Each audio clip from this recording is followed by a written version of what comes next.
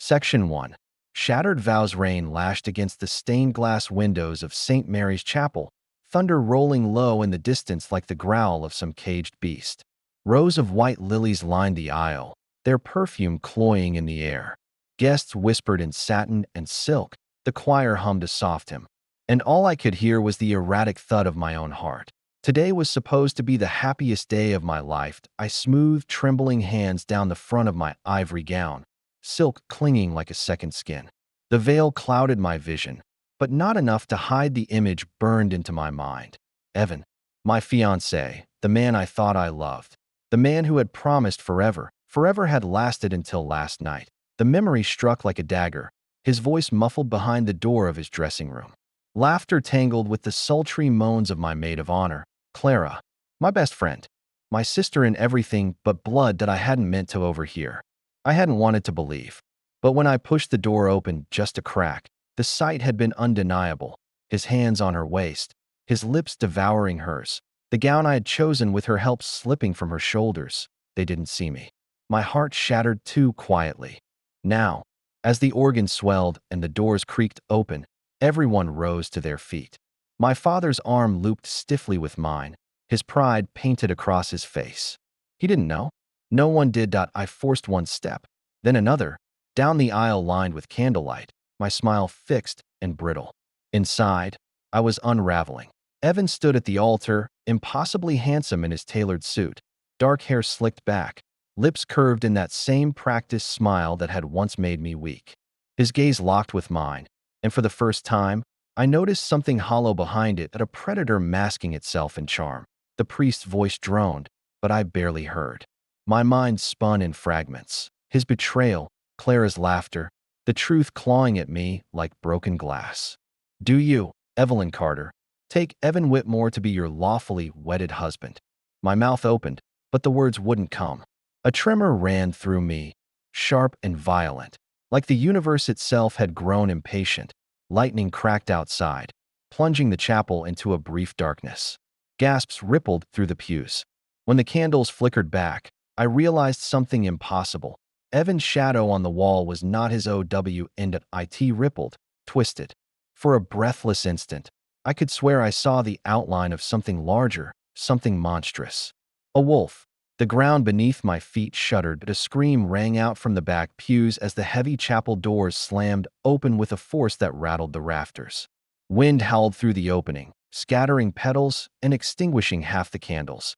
And then he stepped inside, tall, broad-shouldered, drenched in rain that slid down the sharp lines of his jaw.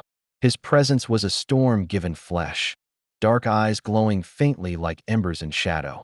The world stilled. Every instinct screamed danger. Yet something deeper, something primal, pulled me toward him. Whispers broke out. Who is he? Why is he here? But I knew, though I couldn't explain how.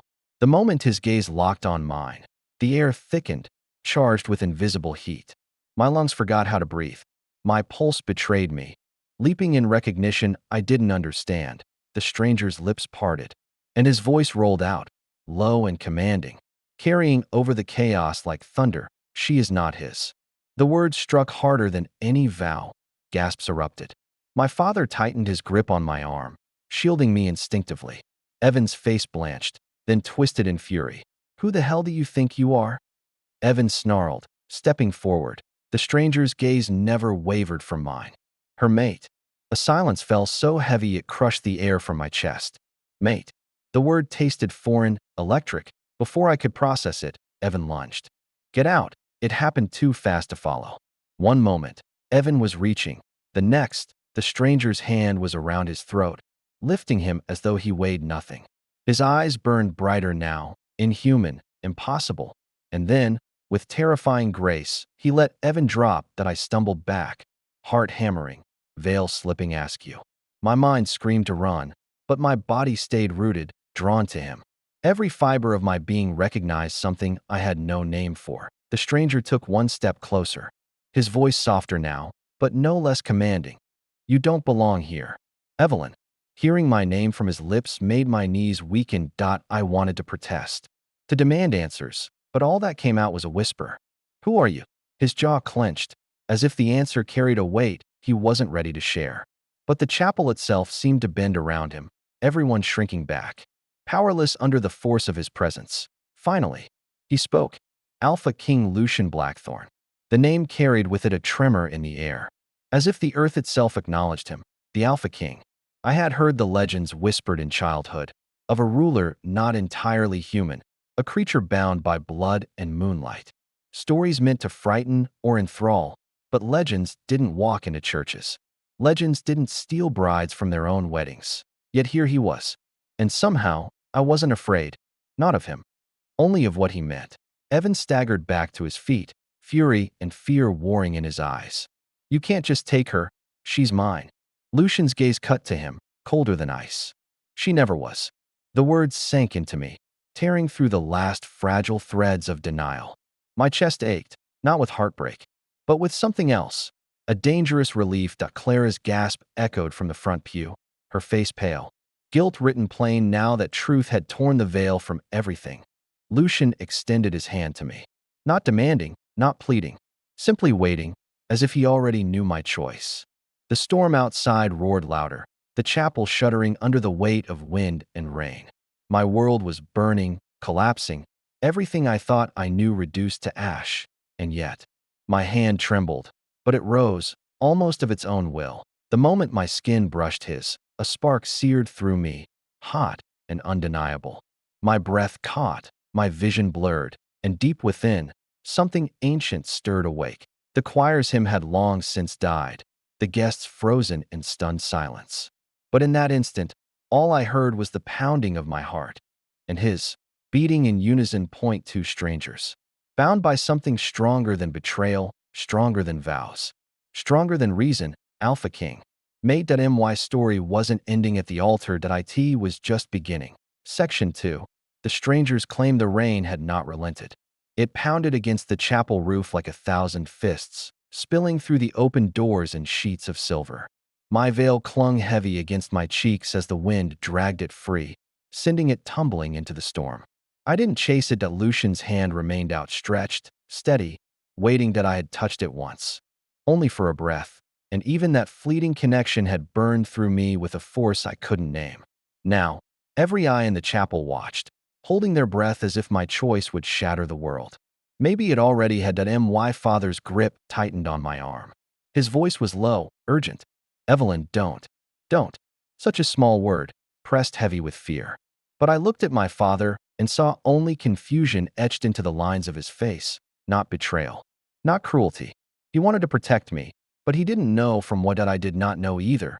But Lucian's eyes, dark, molten, fierce, told me that he did. I slipped free from my father's grasp. My steps slow, as if I were wading through the storm itself. Gasps rippled through the pews as I reached for Lucian's hand. The moment our fingers touched, the air seemed to hum, the storm outside echoing the rhythm of my pulse. Lucian's jaw tightened, as though holding himself back from something. His hand engulfed mine, strong, steady, yet strangely gentle. Behind us, Evan's voice cracked the silence. You can't take her. Evelyn, she's mine. You're mine. His desperation bled into every syllable. But even as he spoke, the truth was there, rotting beneath his words. He had already broken us. Lucian turned his head slightly, not even deigning to face Evan fully. You betrayed her before you ever had the right to call her yours. The words struck like steel. Clara flinched, her face white as porcelain, her hands knotting in her lap. For a heartbeat, I felt the weight of pity. Then it was gone. Lucian's grip tightened, and with a tug that was neither harsh nor gentle, he pulled me closer, out of the circle of my old life, and into his shadow. The storm seemed to part around us, as though even nature bowed to his presence. The murmurs of the crowd swelled into panic. Some guests fled, clutching rosaries, whispering about demons and curses. Others remained, too rooted in shock to move. Lucian bent his head slightly, his voice for me alone. You don't belong in this place of false vows. Come. I wanted to demand answers. Who he was, what he was, why he called me his mate. But my throat locked, my voice lost. All I could do was nod. And then he led me out into the storm. The world outside the chapel was chaos. Wind tearing at the trees. Rain battering against the earth until puddles swallowed the cobblestone path. My gown, pristine and fragile, dragged heavy in the mud. I should have felt humiliated, ruined. Instead, I felt alive. The cold rain stung against my skin. But Lucian shielded me with the breadth of his body as he guided me toward a black car waiting at the edge of the chapel grounds. Its sleek form glistened beneath the storm, headlights cutting through the darkness. Wait. I finally found my voice, pulling against his grip. You can't just take me. Lucian stopped. The rain poured between us, his hair plastered against his forehead, drops sliding down his sharp cheekbones. He turned his face toward me, his eyes glowing faintly in the dark. I didn't come here to take you, he said softly. I came to claim what has always been mine. The words sent another shiver through me, one that had nothing to do with the cold. Mine? I whispered. You don't even know me. His lips curved, but not into a smile. Something darker, sadder. You feel it too, don't you? I opened my mouth to deny it, to call him insane, to scream that this was madness. But the truth was undeniable. My skin still tingled where his hand had held mine. My heart beat in rhythm with his. Even now, yards apart, that I pressed my hand against my chest, as if I could force the sensation back inside. What are you? Lucian stepped closer, the storm wrapping itself tighter around us. Not what you think. Not what they've told you in stories whispered to frighten children. The wind caught his words, carrying them like a secret meant only for me. But I am exactly what you feel. My knees threatened to buckle. The ground tilted beneath me. The word he had spoken in the chapel echoed in my mind. Made that I had heard it before. In stories. In folklore. Wolves that were not wolves. Beasts that walked like men. A shadow world hidden in plain sight. No. I breathed, shaking my head. That's not possible. Lucian's gaze pierced me, unrelenting. Possible or not, it is truth. You are mine, Evelyn. And I. His voice faltered for the first time, a flicker of vulnerability breaking through the storm of his presence. I am yours. The world tilted again, but this time not from fear. From something dangerously close to longing. Behind us, shouts rose from the chapel. Evan's voice, furious, demanding. Men running after us. Lucian's eyes darkened. He reached for my hand again. Decide, Evelyn. Do you stay in the ruins of betrayal, or do you come with me to the truth? The storm roared. My gown clung like a shroud. The chapel loomed behind me, filled with lies and broken promises. And before me, the Alpha King, stranger and savior, his presence burning like fire in the rain. My hand trembled. But I placed it in his. The moment I did, he pulled me into the car. The door slammed shut just as footsteps pounded toward us. Evan's shouts were drowned by the rev of the engine as the car surged forward, tearing us away from the chapel, from everything I had known. I pressed back into the seat, breath ragged, heart hammering. Lucian sat beside me, his shoulders filling the space, his presence overwhelming. The silence inside the car was deafening. I turned to him, words spilling out like a dam breaking. What do you want from me? What are you going to do? Lucian's gaze met mine, unwavering. Protect you, teach you what you are, and keep you from the ones who will come for you now that you've been revealed. My blood turned cold. Revealed? His expression was grave. The moment you touched me, the bond flared to life. Others will have felt it. They will hunt you now. The storm outside felt distant compared to the storm rising within me. Hunt me? Why? I'm nothing. Just a woman who was left at the altar. Lucian's hand lifted, his fingers brushing against my cheek in a gesture so tender it shattered the walls of fear around me. You are not nothing, Evelyn. You are mine. And that means you are everything. My breath caught. My heart betrayed me once more, leaning toward him even as my mind screamed to pull back. The car sped through the storm, carrying me away from the life I thought I knew, into a darkness filled with secrets and promises I could not yet understand. I turned to the window, watching the world blur into shadow. My reflection pale and wide-eyed against the glass. I didn't know if I had just saved myself or doomed myself. But one thing was certain. There was no going back. Section 3. Into the wolf's den. The storm followed us for miles, but inside the car the silence was heavier than the rain. I sat pressed against the door, wedding gown tangled around my legs like a snare I couldn't escape. My chest rose and fell too quickly, every breath fighting the weight of everything that had just happened. Lucian didn't speak. His profile was cut from stone, sharp and severe in the glow of the dashboard lights. His eyes never left the road, though every part of me felt as if they still pinned me in place that I wanted to scream at him, demand he turn the car around, tell him this was madness. But each time the words built on my tongue, I thought of Evan's face, his betrayal, his lies, and the words crumbled into ash. What now? I asked finally, my voice barely above a whisper. Lucian's hands tightened on the steering wheel. Now, I take you somewhere safe. Safe. The word should have comforted me. But something about the way he said it, like a vow carved in blood, made my pulse stutter. The car left the main road, turning onto a narrower path that wound deeper into the woods. Trees loomed tall and black on either side, their branches clawing at the night sky. The headlights caught the glint of rain on leaves, the shimmer of mist rising from the earth. Where are we going? To my territory, he said simply. The word territory sent a shiver down my spine. It was primal, animalistic, as though he weren't speaking of land, but of something far more dangerous that I swallowed hard. And what if I don't want to be there? His gaze flicked toward me for the briefest moment, eyes dark and unreadable. You already chose, Evelyn, when you placed your hand in mine. I turned to the window, rain streaking across the glass. My reflection stared back, pale, hollow-eyed, veil gone, hair tangled and damp. I looked like someone else entirely. A stranger caught between two worlds. The car slowed as the road curved upward, winding into a secluded valley where the forest grew thicker, wilder. And then I saw it. Through the trees, a fortress of stone rose, half hidden by mist.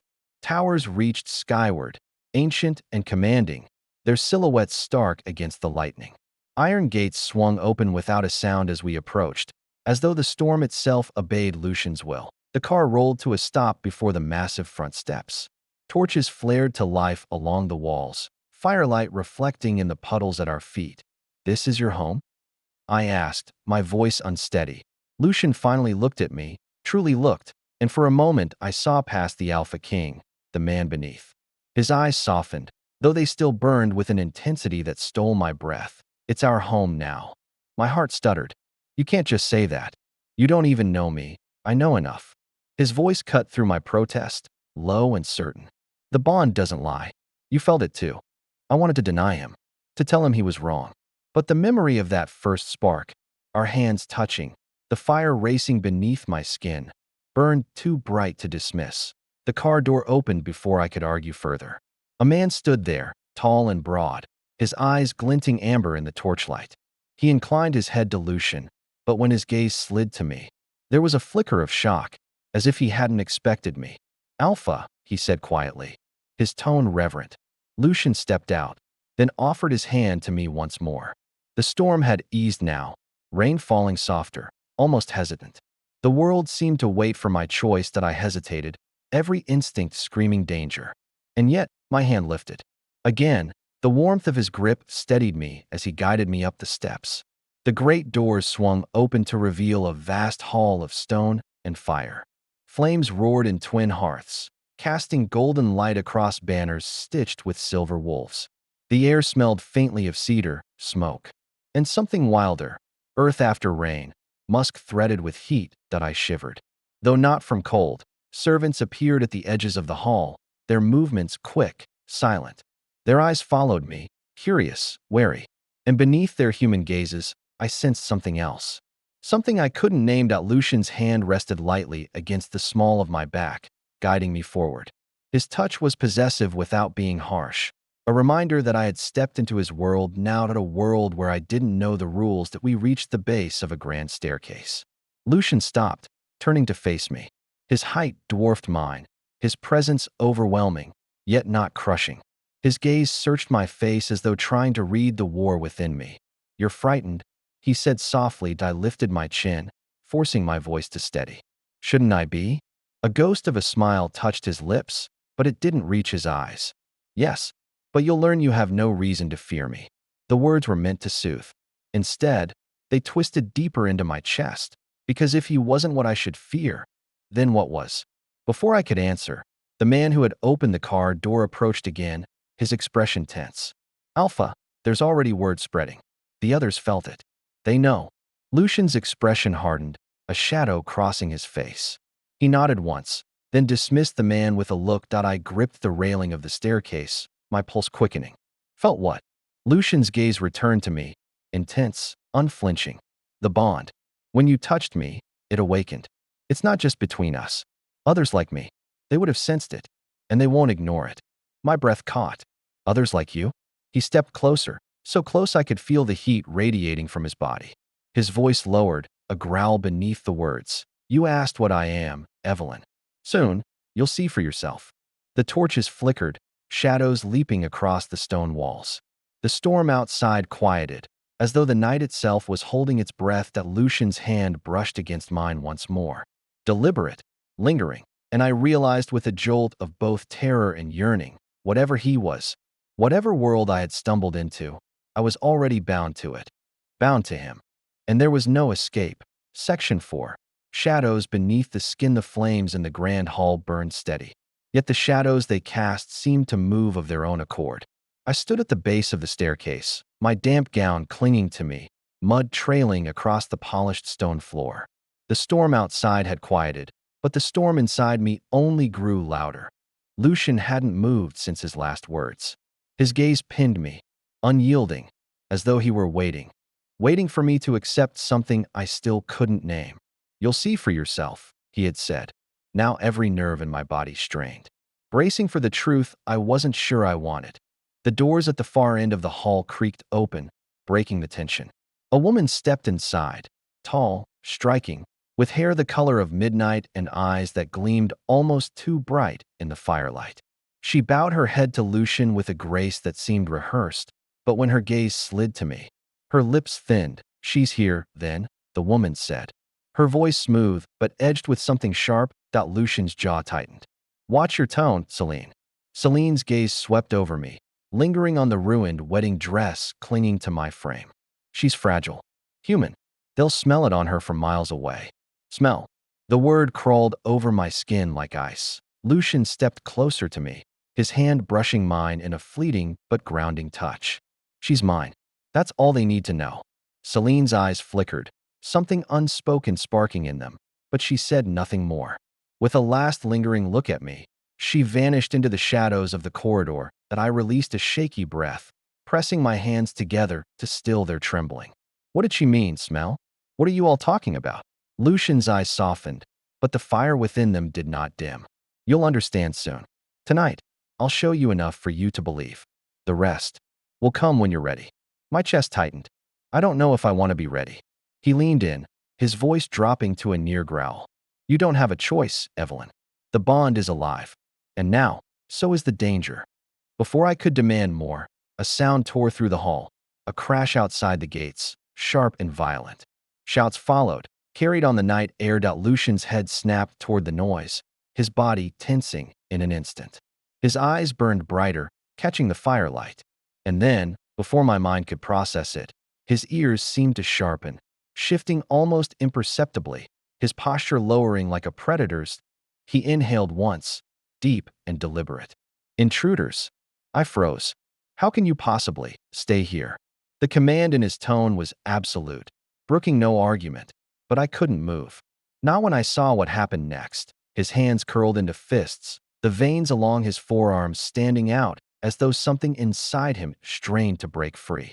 His shoulders broadened, muscles rippling beneath his shirt as if his body were caught between two forms. And then, just for a moment, his eyes flared gold. The sight stole the breath from my lungs. Not metaphorical fire. Real. Gold like molten metal, burning against the dark. My heart slammed against my ribs. What are you? Lucian turned back to me, his features sharp, half-shadowed by something not entirely human. His voice was low, ragged with control. What I am doesn't matter yet. What matters is that you trust me. Before I could speak, he was already moving, swift, silent, a blur of motion too fast for any ordinary man. The great doors thundered open as he disappeared into the storm, leaving me rooted in the hall, my pulse thrumming like a drum. Shouts echoed outside. Growls, deep, guttural, inhuman, rose into the night. My legs shook beneath me, but I staggered toward the window, clutching the frame with trembling fingers. Through the mist, I glimpsed them. Shadows moving too quickly, shapes too large to be men, circling near the gates. And in the center of it all, Lucian, not quite man, not quite beast. His movements were fluid, primal, his growl rolling through the night like thunder. The intruders faltered, retreating into the darkness, as though one sound from him was enough to send them fleeing. Then, silence. The torches outside guttered in the wind. But Lucian stood tall, unbroken, his chest heaving with restrained power. His head tilted back, and for a single heartbeat, I swore I saw the outline of a wolf's muzzle where his face should be. I stumbled back from the window, my breath catching. This wasn't a nightmare. It wasn't a hallucination. It was real. Lucian returned minutes later, his stride steady, though his shirt clung to him with rain and sweat. His eyes found mine instantly, their glow dimming back to something human. But I had already seen the truth. He stopped before me, chest rising and falling, his voice low. Now you've had your first glimpse. I shook my head, tears blurring my vision. You're not human. His hand rose, brushing away the tear before it could fall. No, and neither, Evelyn, are you. The hall spun. My heart stuttered. And for the first time since leaving the chapel, true fear sank its claws into me. Section 5. The fractured truth. The hall was too quiet. The storm had retreated to a distant murmur. Yet the silence pressing against the ancient stone walls was heavier than thunder. Shadows clung to every arch and pillar, stretching, long and restless across the floor. The fire in the hearth snapped and hissed, but even its warmth felt fragile compared to the weight of what I had just seen. My heart hammered painfully against my ribs. I tried to tell myself I'd imagined it, that the storm, exhaustion, and shock had twisted my senses. But the memory wouldn't fade. Those glowing eyes outside, the monstrous shapes moving like predators in the dark. And Lucian, his figure framed in the storm, his presence burning brighter than any man should. I pressed my back against the cold wall, the stones biting into my skin through the thin fabric of my torn dress. My voice shook when it finally found its way out. Stay away from me. Lucian didn't move closer, but he didn't retreat either. His broad shoulders caught the firelight, throwing his outline against the wall like something carved from shadow. His eyes held mine, those eyes that seemed too sharp, too alive, too other. You're frightened, he said at last, his voice a low rumble that seemed to vibrate in my chest as much as my ears. I expected you would be. The way he said it, calm, almost resigned, struck me harder than any shouted defense. Expected, my words came out harsh, breaking under the weight of disbelief. You ripped me out of my wedding, dragged me into this castle, and then my throat caught. Then you change in front of me. Or whatever that was. And you expected me to just, what? Accept it. His jaw flexed, shadows playing over the strong lines of his face. For a long, unbearable heartbeat, he said nothing. Then, slowly, he lifted his chin. I didn't change. Not fully. But you saw enough. Enough to know I am not what you thought. The words sliced through me that I shook my head, pressing trembling hands against my temples. No, I didn't see anything. Just shadows. Tricks of the storm. I imagined it. But even as I said it, the memory clawed at me, the unnatural gleam in his eyes, the growl that hadn't belonged to a man. Lucian's gaze softened, though the fire still glowed faintly in his irises. You didn't imagine the bond between us. My heart betrayed me, thundering as if summoned by his words. Heat curled through my chest, recalling the spark I had felt at his touch, the way my body had recognized him before my mind could form the thought. I bit my lip, furious at myself. That doesn't explain what I saw. The growls. Those things outside. Lucian's eyes darkened, and something in his posture shifted, his body no longer just a man's but carrying a tension that reminded me of a predator waiting to strike. They were not things, he said quietly. They were rogues. And they came for you. My stomach dropped. The words didn't make sense, but they carried a gravity that made me shiver. Me? Why would they come for me? His answer was steady, but it was not comforting. Because the bond is alive now. When you touched me, it awakened. They felt it, miles away, like fire cutting through the night. And they know what it means. The bond, I whispered, tasting the word like something forbidden. He stepped closer, not enough to touch, but enough that the warmth of him reached me, threading through my fear. His scent, cedar and smoke and something wild, filled my lungs until I was dizzy. It means you are no longer safe in the world you thought you knew, he said that I laughed bitterly, though it broke halfway through. Safe? Do you even hear yourself? You stormed into a chapel, nearly killed my fiancé, and claimed me like property. And now you expect me to believe you're here to protect me. For the first time since I'd met him, his expression cracked. His mouth tightened. His eyes dimmed with something I hadn't expected, regret. I didn't want it to happen that way, he said softly. But the moment I felt you, I had no choice. The bond doesn't wait for the right time. It doesn't ask permission. It simply is. His voice dipped lower, rougher. And beneath it, I heard something dangerous, like the growl I had heard outside. Leashed but straining. My chest tightened. My body leaning despite my mind screaming otherwise. And what if I don't want it? His gaze sharpened, not angry but sorrowful, as if my resistance wounded him more than blades ever could. One has nothing to do with it, Evelyn. The moon decides. The bond chooses. We can only fight it, or surrender. The fire cracked loudly, sending sparks spiraling into the air. For a moment, I thought of Evan, his smile, his vows, his betrayal. The ache was there, but dulled now, as though overshadowed by something greater, heavier. That I wrapped my arms around myself, holding the fabric of my ruined dress as though it could shield me. My voice was small when I asked, "What does it make me?" Lucian's eyes locked on mine, unflinching, reverent. "It makes you the mate of the Alpha King." The words reverberated through me, striking places I didn't want touched. Mate, not bride. Not lover. Not even choice. Something older, binding, inescapable. Before I could speak, the heavy doors at the far end of the hall banged open. Celine strode in, her cloak damp from the rain, her eyes flashing like twin blades. "They're not gone," she announced sharply. "The rogues pulled back, but they're circling, testing the borders." Lucian's expression hardened instantly, all softness wiped away. He stood taller, shoulders squared, command radiating from him. The shift in him was terrifying. One moment a man with regret in his eyes, the next an Alpha King whose voice could cut stone. "Double the patrols," he ordered. "No one rests until the territory is secured."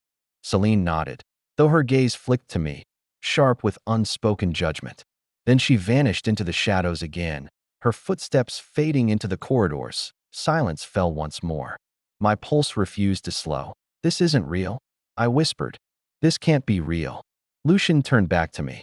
Slowly, carefully, he raised his hand, not touching me, just hovering near my cheek, giving me the choice to close the distance or pull away. "It is real," he said, voice low and steady. "And it won't wait for you to believe. The danger is already here. The only question is whether you let me protect you, or whether you face it alone."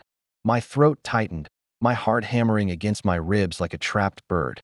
Fear and longing warred inside me, neither strong enough to win. That I should have screamed.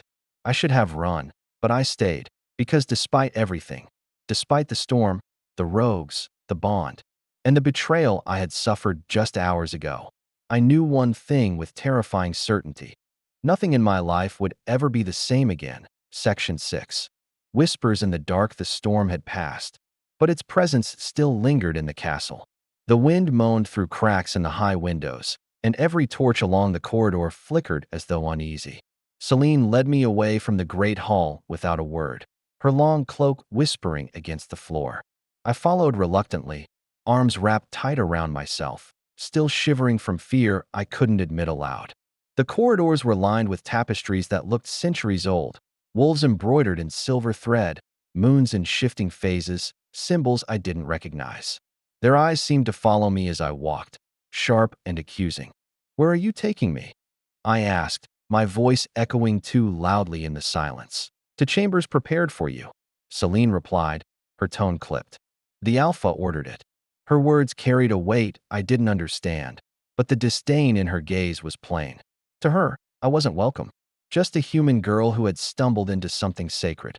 When we reached the chamber, she opened the heavy wooden door with a firm push. Inside, the room was vast, with stone walls softened by thick furs and a bed carved from dark wood. A fire burned in the hearth, filling the air with warmth and the scent of pine. That Celine's eyes lingered on me for a moment longer before she spoke again. "You don't belong here. Remember that." Her footsteps faded quickly, Leaving me alone with the crackling fire and my tangled thoughts. I sank onto the edge of the bed, the furs sinking beneath my weight. The events of the day spun through my mind in jagged fragments. Evan's betrayal, Lucian's arrival, the storm, the glowing eyes in the dark. My body trembled as if it couldn't decide whether to be angry or afraid. That I buried my face in my hands. This can't be happening. But it was. Every strange sound in the castle, the distant howl that rose and broke against the night, the heavy thud of footsteps echoing through the stone, reminded me that I was far from the world I knew. Hours seemed to pass in restless silence. Sleep evaded me. My mind kept circling back to Lucian. His eyes, his voice, the way his presence filled every corner of the hall. The bond he spoke of, something ancient, undeniable. I wanted to reject it. I wanted to scream that I had a choice. But the truth was, when I thought of his touch, of the fire that had rushed through me, part of me didn't want to let go. A soft knock startled me. I sat upright, heart in my throat. The door creaked open, and Lucian stepped inside. He didn't storm in like he had at the chapel. He moved quietly, almost cautiously, his tall frame filling the doorway.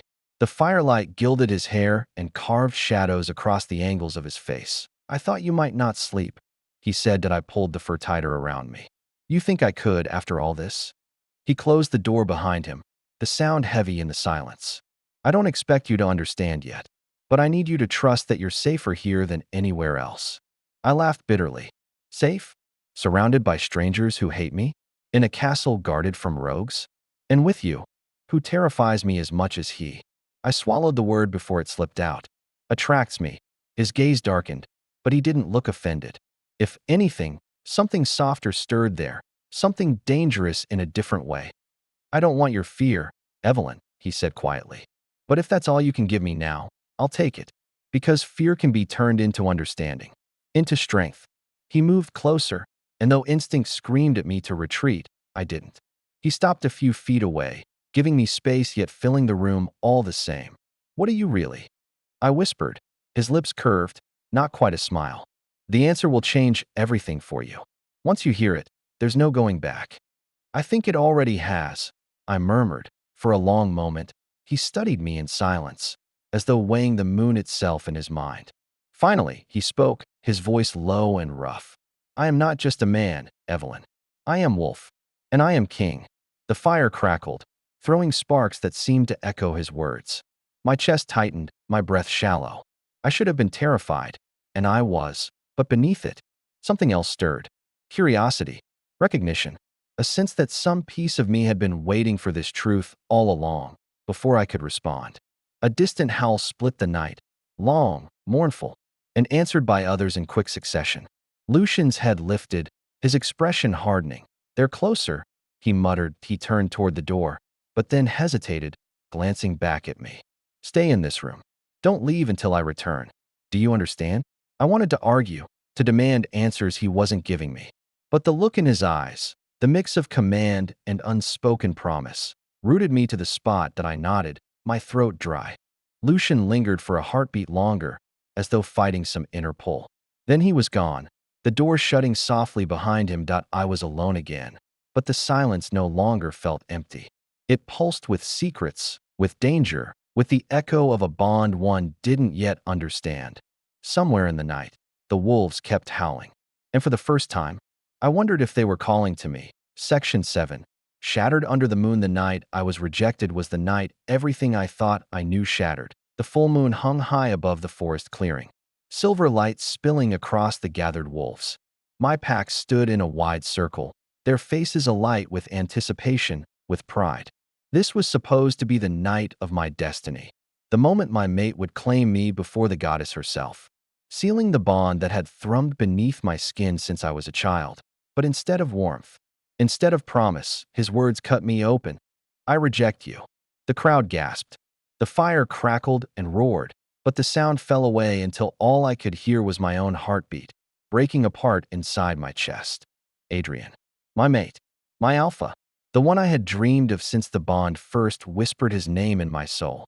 His golden eyes were flat as he spoke the words that gutted me, his voice carrying the weight of finality. "I, Adrian Blackthorn, alpha of the Silverfang pack, reject you, Lyra Hart, as my mate.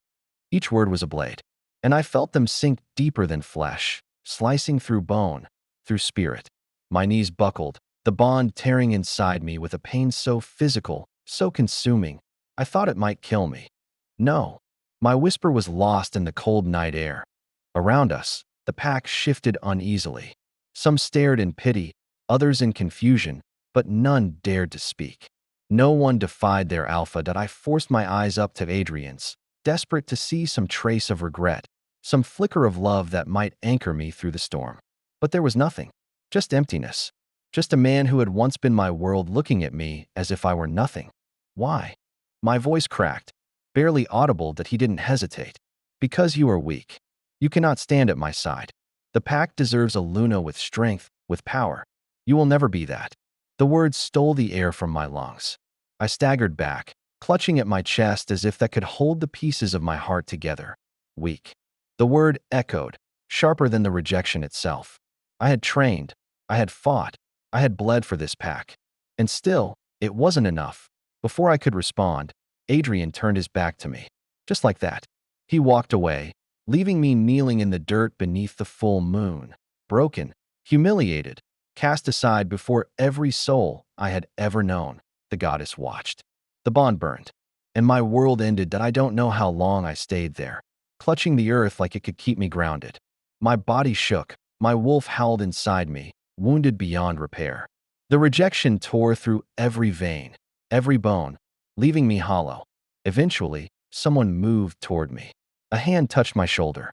It was Mira, my closest friend, her eyes red with unshed tears. Lyra, she whispered, please, get up. Don't let them see you like this. I wanted to scream at her that I couldn't, that the pain was too much, that standing felt impossible. But then I saw the faces around the circle, the pitying looks, the whispers already starting to ripple through the crowd.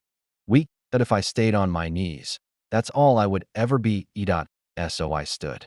Somehow I stood.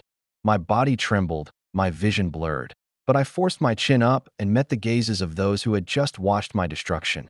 I accept your rejection, I said, though the words felt like poison on my tongue. My wolf whimpered, clawing at me from the inside, but I forced the words out. I, Lyra Hart, accept your rejection. The bond snapped like glass, shards cutting through me, leaving nothing but pain and silence in its wake. Gasps rippled through the crowd. Some bowed their heads. Others turned away. Adrian didn't even glance back. That was the moment I knew I couldn't stay. The following days blurred into each other. I left the Silverfong pack lands with nothing but the clothes on my back and the ache in my soul. Every step away felt like tearing a part of myself free, but staying would have killed me faster that I wandered for days, through forests and villages that weren't mine. I slept beneath trees, ate whatever I could find, and avoided strangers' eyes. I was a rogue now, unbound, unwanted, unprotected. The rejection had taken everything. My place, my pack, my future, but it had given me something too. That it had given me rage. That it first. It smoldered quietly, buried beneath grief. But each night under the moon, each memory of Adrian's cold eyes, each echo of his words, weak, fanned the flame higher. And then, one night, I swore to the goddess that I would never be weak again, that I would claw my way out of the ashes he left me in. I would find strength, power, a fire greater than anything Adrian could imagine. And when I returned, when I stood before him again, I wouldn't beg. I wouldn't break, that I would make him regret ever letting me go. That was months ago now. As I stood on the ridge overlooking Silverfong territory, the wind whipping through my hair and the moon high above, I felt the power thrumming through my veins, wild, untamed, stronger than anything I had known before. My wolf stirred inside me, not broken anymore, but burning, fierce that I had returned. And this time, I wasn't the weak girl he had cast aside. This time, I was fire. This time, I was vengeance. Section 8. The fire in her veins, the Silverfong lands stretched out below me like a memory I wanted to set on fire. From this ridge, I could see the faint glow of torches marking the border patrols, hear the distant echo of a howl carried on the wind. Once, that sound had been home. Now, it was nothing but a reminder of betrayal. My fingers curled into fists. The moonlight painted my skin in silver, and deep inside me, my wolf stirred, stronger now, sharper than she had ever been. She no longer whimpered at Adrian's name. She no longer cried for the bond that had been severed. She was rage and resilience, fire and teeth, and she was mine. It hadn't always been this way. The night I left Silverfong territory, I thought I would die before the next sunrise. The rejection had hollowed me out, left me weak and reeling. My wolf howled inside me, fractured, bleeding. My body stumbled through the forest, but my mind was trapped in the echo of Adrian's words. Weak. Unworthy. I collapsed near a stream, too exhausted to move, too broken to care. The world blurred, my breath shallow. I remember thinking that maybe this was it, that maybe my story ended here, in the dirt, forgotten. But the goddess had other plans. A shadow had emerged from the trees. A man. No, something more. His presence rippled through the air, unsettling and magnetic all at once. He had eyes the color of storm clouds, sharp and unyielding, and when they locked on me, I felt a jolt that almost stopped my heart. "You're dying," he said, his voice low and rough. Pathetic way to go. I wanted to snarl, to tell him to leave me alone, but the words caught in my throat. All I managed was a choked, "Then let me." He crouched beside me, studying me like I was some puzzle he wasn't sure he wanted to solve. His scent was wild, pine and smoke and something darker, something that made my wolf stir even in her pain. "You're not meant to die here," he murmured. "You've been broken, yes, but I can make you stronger. Strong enough to never kneel again." I blinked at him through my haze. "Why?" His lips curved, not a smile but something sharper. "Because the world needs wolves who know what it feels like to burn. They make the fiercest warriors."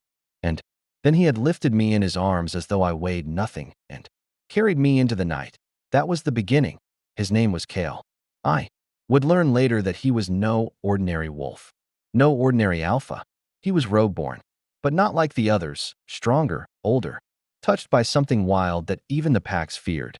Some whispered that the goddess had marked him differently, that the moon's light bent toward him in ways it shouldn't. Under his guidance, I rebuilt myself. The first weeks were hell. My body was still shattered from rejection, and every breath was a battle. Kale pushed me harder than I thought possible, running until my lungs burned, fighting until my muscles screamed, forcing me to face the bond's ghost until it no longer clawed at me in the dark. "You are not weak," he told me. Over and over, his voice like steel against fire. "You are broken, and broken things can be reforged into weapons." There were nights I hated him, nights I thought he was cruel, merciless. But each dawn, I woke stronger, faster, sharper. My wolf, once fractured, grew fiercer than she had ever been, her spirit twining with mine until we were no longer prey but predator, and slowly, the word weak stopped echoing in my skull. Instead, another word took root: power. Now, standing on the ridge overlooking Silverfong, I could feel that power thrumming through me like wildfire. Kale's training had lit something inside me that Adrian had never seen, and maybe that was the point. The wind shifted, carrying the scent of the pack below, familiar and foreign all at once. My chest tightened, but not with longing. Not anymore. This was not home. This was the battlefield. I closed my eyes, breathing deeply. My wolf pressed forward, eager, restless. "They will see us now," she whispered inside me. "They will see what we have become." A rustle behind me snapped my eyes open. Instinct flared, my muscles coiled, senses sharp. I spun, ready to strike. Kale stood at the tree line, arms folded across his chest, watching me with those storm-colored eyes that gave nothing away. "You shouldn't linger this close to their borders," he said. "Not yet." I straightened, refusing to flinch under his gaze. "I'm not afraid of them." His lips quirked faintly. "Good. Fear is death, but recklessness isn't strength either." He stepped closer, the moonlight catching on the sharp planes of his face. Every time he drew near, the air seemed to shift, charged, as though the forest itself bowed to his presence. "You've come far," he admitted, his voice softer now, though no less intense. "Stronger than I expected when I found you bleeding in the dirt. But strength isn't enough. You'll need control. Patience. I've waited long enough." I snapped, my voice trembling with the force of my fury. He humiliated me before everyone, cast me aside like I was nothing. I want him to see me now. I want him to regret. Kale's eyes darkened, his jaw tightening. For a moment, silence stretched between us, heavy with something unspoken. Then, he closed the space between us in 2 strides, his presence overwhelming. "He will regret," Kale said, his voice a growl that vibrated through me. "But not because you throw yourself at his feet demanding it. He will regret because when he looks at you, he will know he lost something he can never reclaim. That is revenge, Lyra. Not fire. Not fury. Control." My breath caught. His words coiled inside me, dangerous and true. For a heartbeat, our eyes locked, and the world fell away. The torches in the valley, the whispers of the past, even Adrian's ghost, none of it mattered. There was only Kale and the strange, unsettling bond one hadn't asked for but couldn't ignore. That I tore my gaze away first, forcing the tremor out of my voice. "Then teach me how to make him regret."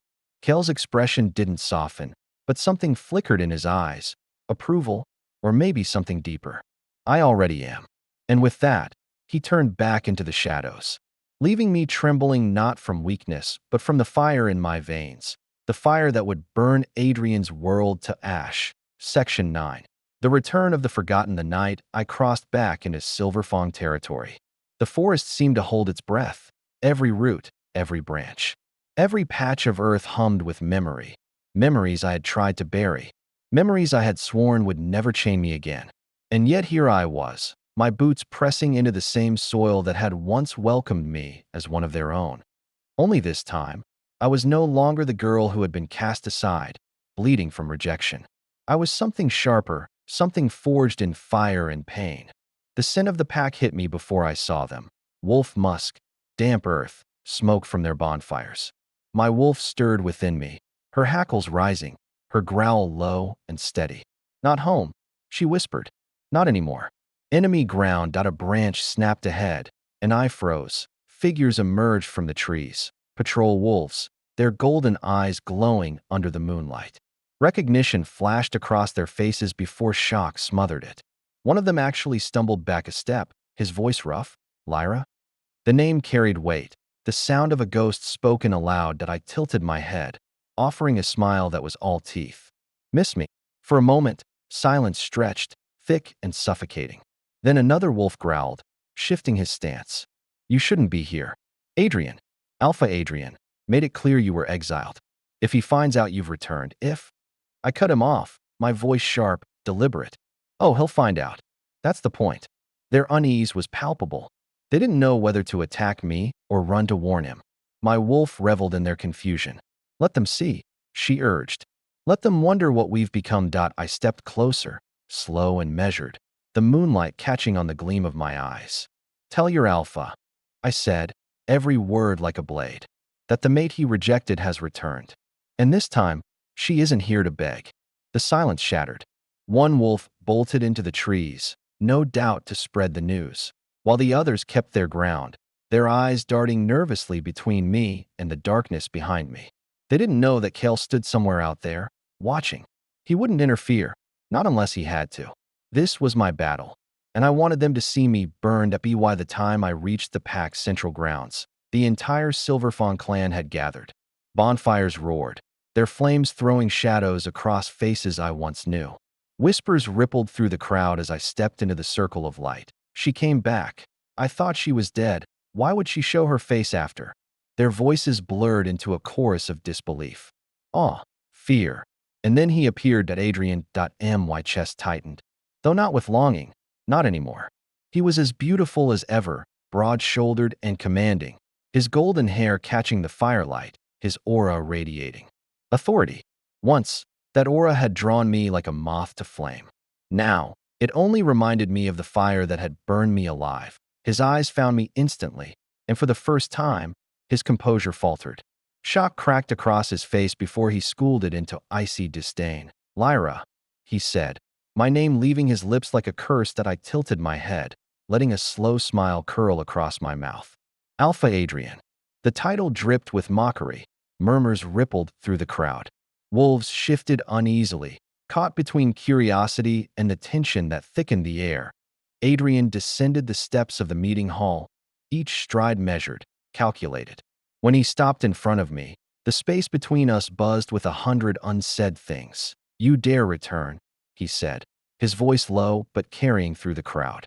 After the shame you brought to this pack, after the disgrace of your weakness, you dare stand before me again? Once, his words would have cut me open, bled me dry.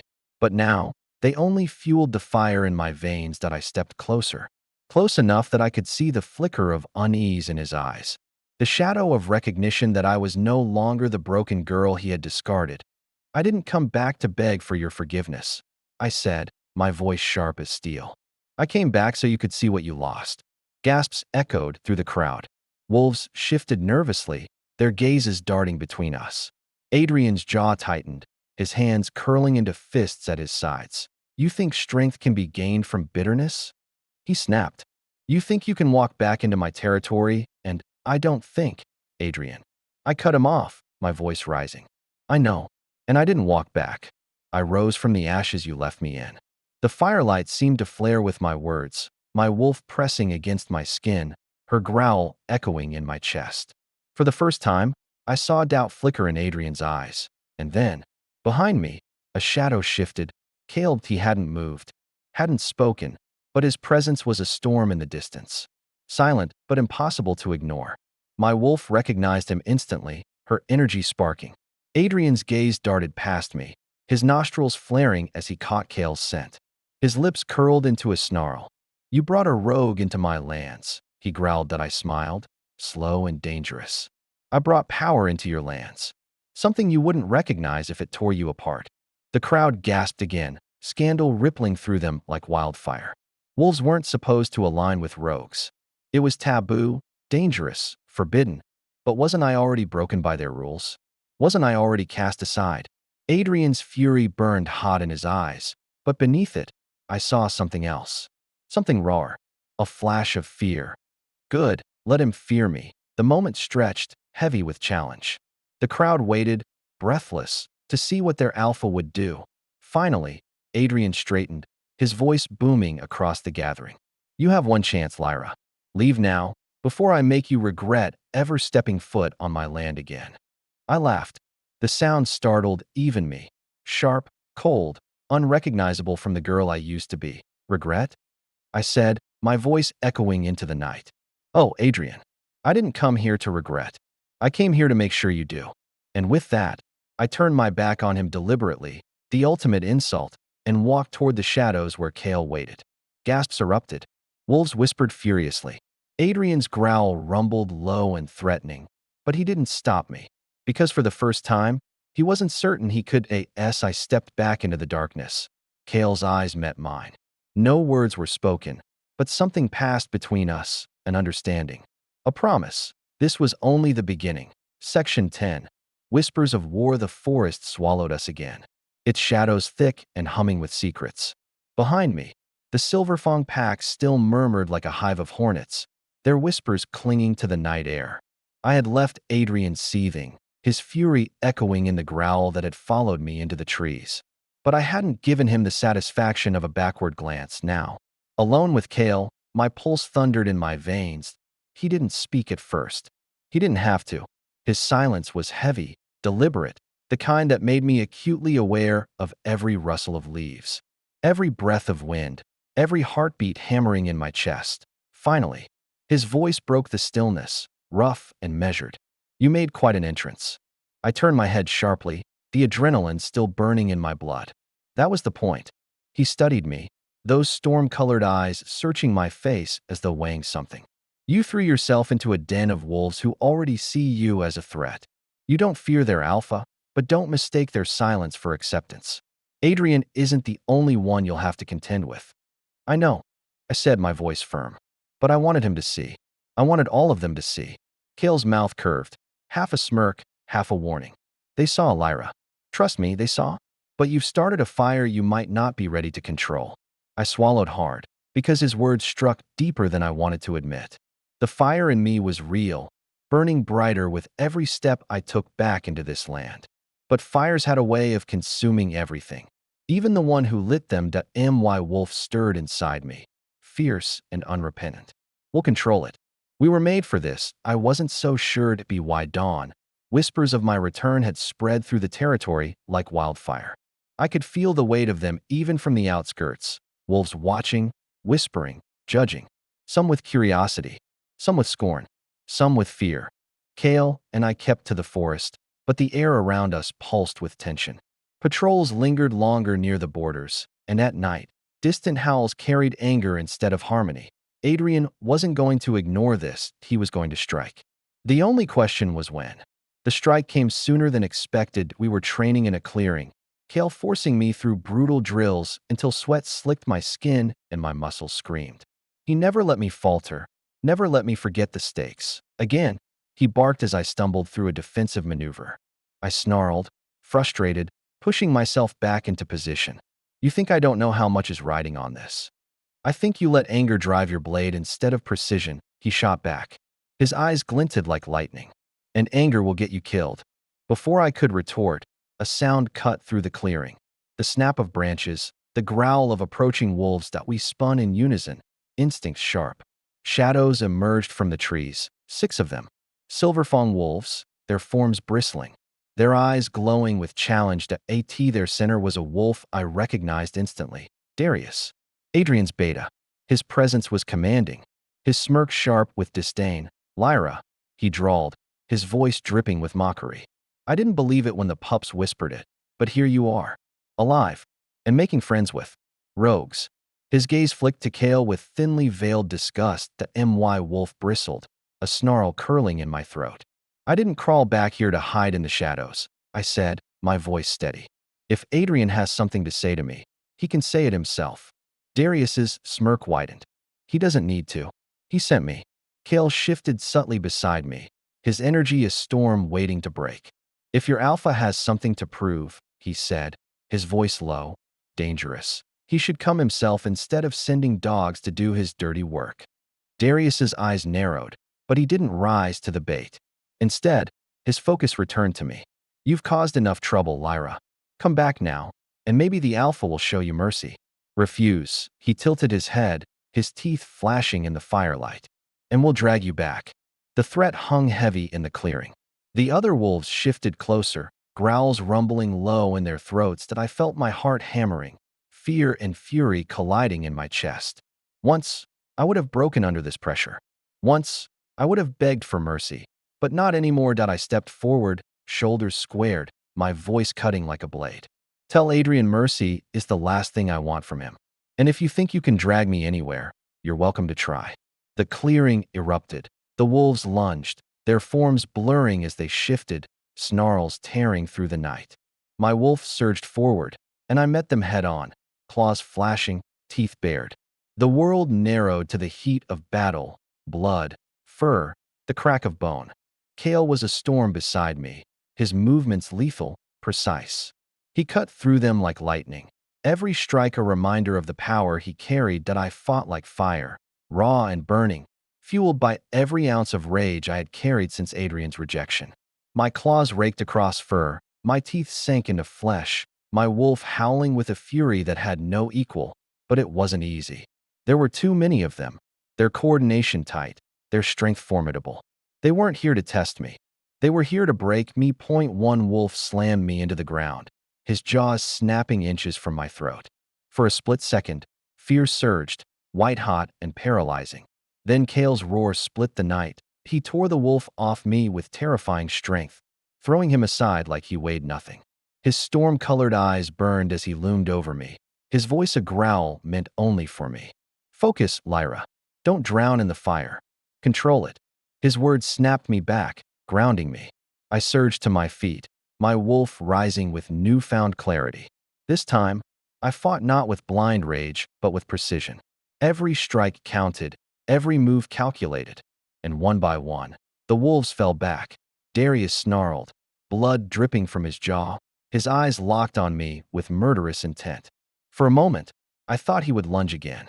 But then, with a sharp gesture, he called his wolves off. This isn't over, he spat, his voice venomous. You think you're stronger now? You're nothing but a traitor, clinging to rogues. The alpha will end you himself. And with that, they vanished into the forest, leaving the clearing soaked in blood and tension. That I stood trembling, my chest heaving, every nerve alight. My wolf paced inside me, restless, hungry for more. Kale approached slowly, his gaze locking onto mine. His voice was steady, but his eyes burned. You held your ground. Barely. But next time. There will be no next time. I interrupted, my voice trembling but fierce.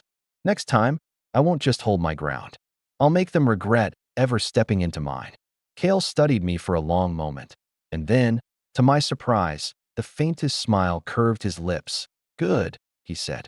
Now you're starting to understand. But even as his words settled over me, I knew the battle was far from over. Adrian wouldn't rest until he crushed me. And I wouldn't rest until I burned his world to ash. Section 11. The challenge of blood and fire. The forest was still dripping with blood when silence fell. The Silverfang wolves had fled, their snarls fading into the distance. But their threat lingered in the night like a shadow I couldn't shake. That I stood trembling in the clearing, my claws slick, my chest heaving. The copper tang of blood clung to my tongue, and deep inside me, my wolf prowled restlessly, pacing like she hadn't had her fill. Kale was silent beside me, his storm-gray eyes scanning the tree line. He wasn't even out of breath. That should have unsettled me more than it did. Finally, he spoke. They'll tell him everything. By sunrise, Adrian will know you fought his beta, that you stood your ground, that you bled and didn't break.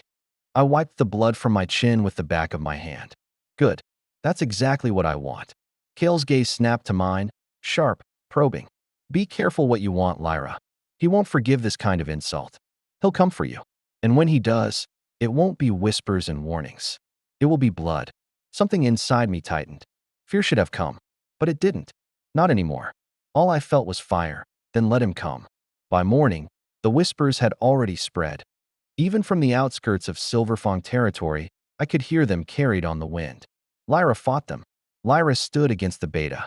Lyra's not weak anymore. The name that had once been spat like an insult now rolled off tongues with unease, curiosity, and something sharper. Feared that Adrian's pack didn't know what to make of me anymore, and neither did Adrian. He came that night. The bonfires burned higher than usual, the pack gathering in the clearing like moths to flame. I watched from the tree line, unseen, my wolf straining against my skin as his presence filled the night. Adrian, he stood tall at the center, every inch the alpha he claimed to be. His golden hair caught the firelight, his eyes blazing like twin suns. Around him, wolves bowed their heads, their loyalty unquestioned, but there was tension in the air, sharp as broken glass. Whispers still clung to the edges of the crowd, my name, my fight, my defiance. Adrian raised his hand, and the murmurs died instantly. His voice carried through the night, commanding, unyielding. My pack, he said. You've heard the lies. You've heard the whispers. The rejected one has returned, clinging to rogues, spreading poison. She dares to defy her alpha. She dares to stain Silverfang's honor. The crowd shifted uneasily, eyes darting. Some nodded in agreement. Others stayed silent, their gazes sliding to the shadows where they thought I might beat. Adrian's lips curled into a snarl. There is only one answer to betrayal. Blood. The pack roared, a chorus of growls and howls shaking the clearing. My wolf bristled inside me, snarling back. Kale's voice brushed against my ear, low and steady. He had appeared at my side without me realizing it. He's baiting you. If you step into that circle now, you're playing his game. I clench my fists. And if I don't, he'll convince them I'm weak, that I ran from him. Kale's gaze burned into mine, sharp as a blade. So what? Will it be, Lyra? Fire or control? My chest rose and fell, fury and reason warring inside me. Then, without another word, I stepped forward, out of the shadows and into the light of the bonfire. Gasps tore through the crowd. Heads whipped toward me. The circle parted as I walked, every eye fixed on the girl who had been discarded, the girl who was supposed to have died in the ashes of rejection. But I wasn't ashes anymore. I was fired. Adrian's eyes widened for the briefest moment before he masked it with disdain. So, the ghost shows her face. I stopped a few feet from him, lifting my chin, my voice carrying clear and sharp. Not a ghost. Not forgotten. I am the mate you threw away, Adrian. And I've come back stronger than you ever imagined. Whispers rippled through the pack like lightning. Adrian's jaw tightened, his fury simmering beneath his skin. You dare stand before me? After everything? He spat. You shame yourself, Lyra. You shame this pack. I smiled, slow and dangerous. No, Adrian. You did that when you rejected me. And soon, they'll all see it. The words struck like a blade. Adrian lunged forward, his aura flaring, alpha power crashing over the clearing like a storm. Wolves bowed under its weight, some whimpering, some trembling. But I held my ground. Wolf rose within me, fierce and unyielding. And for the first time, Adrian's aura didn't crush me. It only fueled me. Gasps broke the silence. They saw it. They saw me stand against him. Adrian's eyes darkened, a flicker of uncertainty flashing before the rage returned.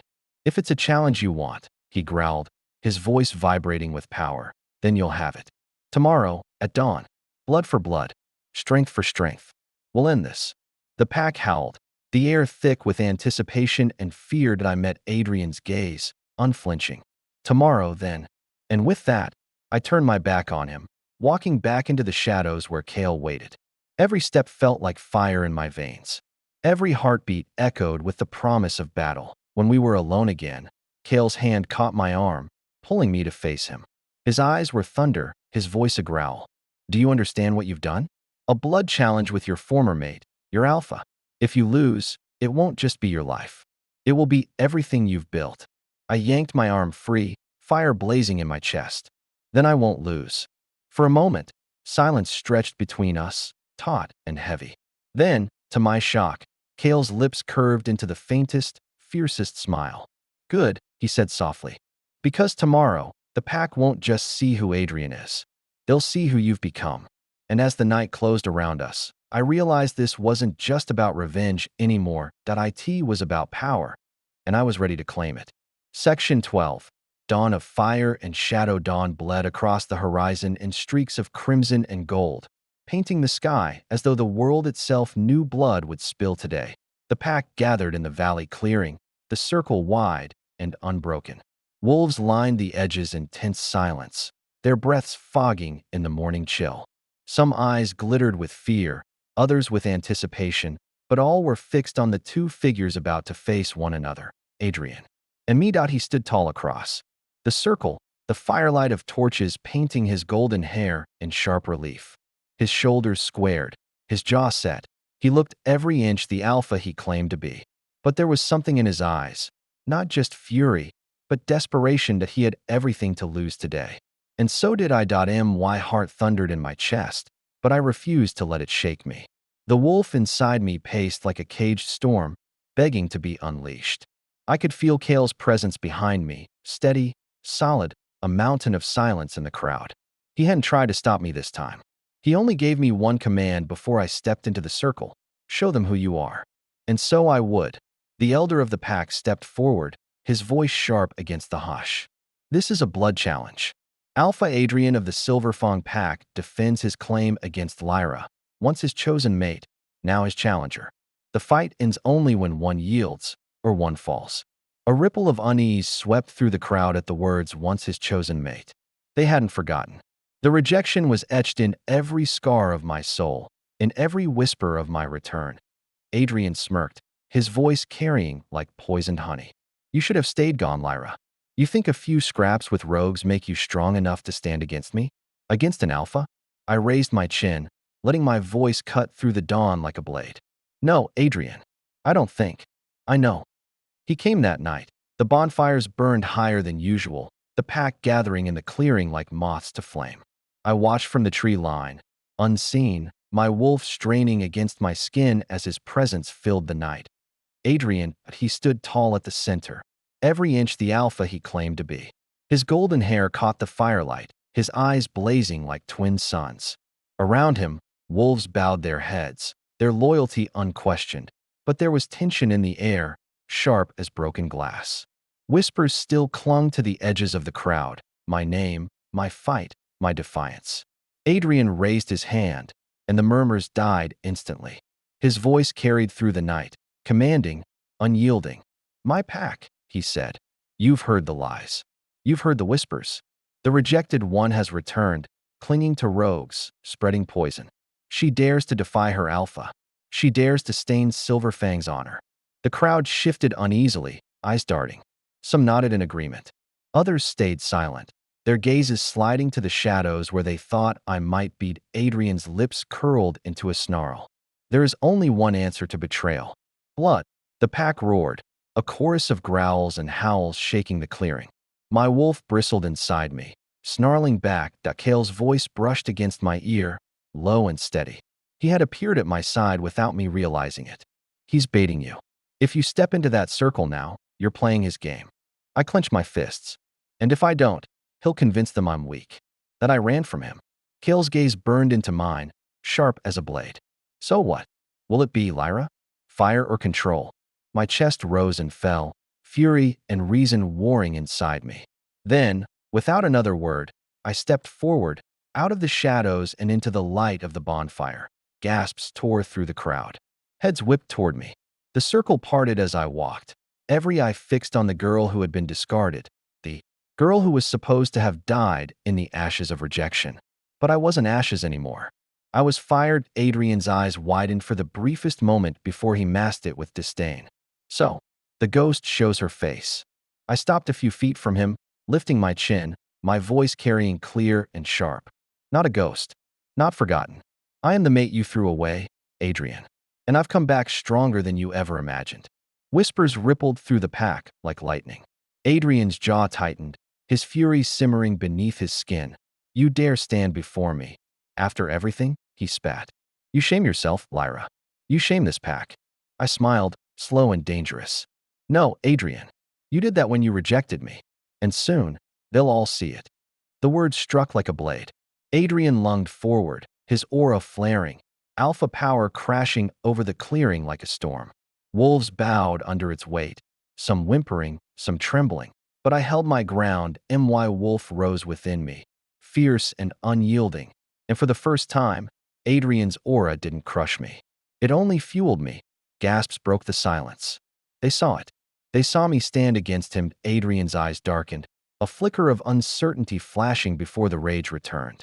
If it's a challenge you want, he growled, his voice vibrating with power, then you'll have it. Tomorrow, at dawn. Blood for blood. Strength for strength. We'll end this. The pack howled, the air thick with anticipation and fear. I met Adrian's gaze, unflinching. Tomorrow, then. And with that, I turned my back on him, walking back into the shadows where Kale waited. Every step felt like fire in my veins.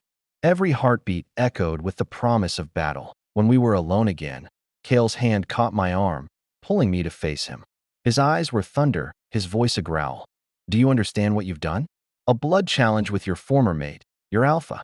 If you lose, it won't just be your life. It will be everything you've built. I yanked my arm free, fire blazing in my chest. Then I won't lose. For a moment, silence stretched between us, taut and heavy. Then, to my shock, Kale's lips curved into the faintest, fiercest smile. Good, he said softly. Because tomorrow, the pack won't just see who Adrian is. They'll see who you've become. And as the night closed around us, I realized this wasn't just about revenge anymore. It was about power, and I was ready to claim it. Section 12. Dawn of fire and shadow. Dawn bled across the horizon in streaks of crimson and gold, painting the sky as though the world itself knew blood would spill today. The pack gathered in the valley clearing, the circle wide and unbroken. Wolves lined the edges in tense silence, their breaths fogging in the morning chill. Some eyes glittered with fear, others with anticipation, but all were fixed on the two figures about to face one another, Adrian and me. He stood tall across the circle, the firelight of torches painting his golden hair in sharp relief. His shoulders squared, his jaw set. He looked every inch the alpha he claimed to be. But there was something in his eyes, not just fury, but desperation that he had everything to lose today. And so did I. My heart thundered in my chest, but I refused to let it shake me. The wolf inside me paced like a caged storm, begging to be unleashed. I could feel Kale's presence behind me, steady, solid, a mountain of silence in the crowd. He hadn't tried to stop me this time. He only gave me one command before I stepped into the circle: show them who you are. And so I would. The elder of the pack stepped forward, his voice sharp against the hush. This is a blood challenge. Alpha Adrian of the Silverfang pack defends his claim against Lyra, once his chosen mate, now his challenger. The fight ends only when one yields, or one falls. A ripple of unease swept through the crowd at the words "once his chosen mate." They hadn't forgotten. The rejection was etched in every scar of my soul, in every whisper of my return. Adrian smirked, his voice carrying like poisoned honey. You should have stayed gone, Lyra. You think a few scraps with rogues make you strong enough to stand against me? Against an alpha? I raised my chin, letting my voice cut through the dawn like a blade. No, Adrian. I don't think. I know. The elder stepped back, silence stretched, taut and breathless. Then the fight began. Adrian shifted first, his form erupting in a blur of bone and fur, golden light cascading into a massive wolf that gleamed like fire itself. His howl split the morning air, a roar of dominance that rattled the bones of those who heard it. Wolf surged forward, unstoppable. I let go, and the shift consumed me. Fire racing down my limbs, bones breaking, skin tearing. Until I stood on 4 legs, my fur dark as midnight. My eyes blazing with silver fire, gasps rippled through the crowd. They hadn't seen this side of me. Not truly. Adrian lunged, he was faster, heavier, his claws slashing with practiced precision. I darted sideways, the earth exploding beneath his strike. Pain seared across my flank as his claws grazed me, but my wolf only roared louder, sharper, stronger. We circled, predator against predator, the pack holding their breath. His aura pressed down like a storm, suffocating, but this time I didn't bend. This time, I pushed back. The clash was brutal. Claws against claws, fangs snapping, blood splattering the dirt. He fought with rage, I fought with fire. He wanted to crush me, to remind the pack I was nothing, but I was not nothing. Every strike I endured was a reminder of the girl he had thrown away. Every drop of blood I shed was a promise to myself. I would not be broken again. Adrian's growl thundered as he pinned me, his jaws closing inches from my throat. His weight bore down, his dominance pressing like iron. You'll never win. His voice growled in my mind through the pack bond. You'll always be beneath me. But then, from the corner of the circle, I felt it. Kale's presence surging like a silent storm. Not interfering, just watching, believing, and my wolf rose. With a snarl that tore the air, I twisted, fire blazing through my limbs. My claws raked across Adrian's chest, tearing fur and flesh. He howled, staggering back. The crowd gasped as blood poured down his golden coat, staining him crimson for the first time. Adrian looked afraid. I pressed forward, relentless. My wolf was no longer just rage. She was power, fury, destiny. Every strike landed true, every movement sharper than his. His growls turned ragged, desperate, the arrogance in his eyes replaced with disbelief. You can't, he snarled, stumbling as I drove him back.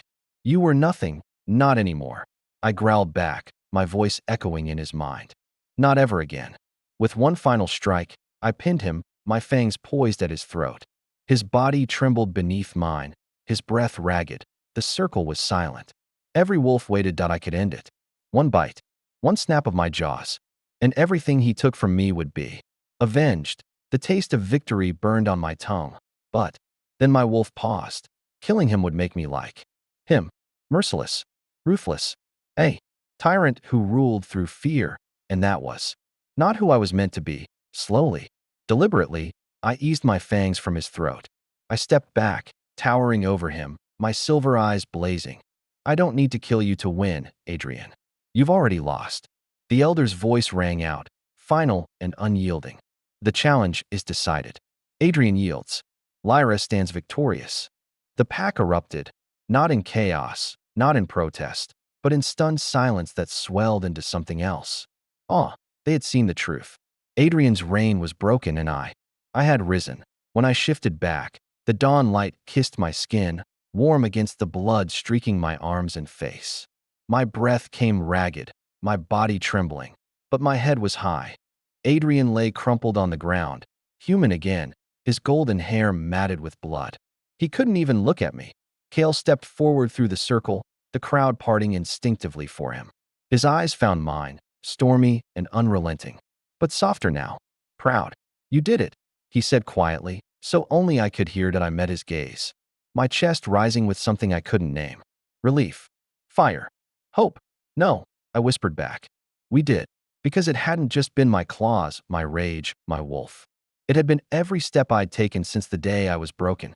Every scar, every choice, every ally who stood by me when no one else would. The pack saw it now. They saw me, not rejected, not forgotten, not weak, but fire reborn.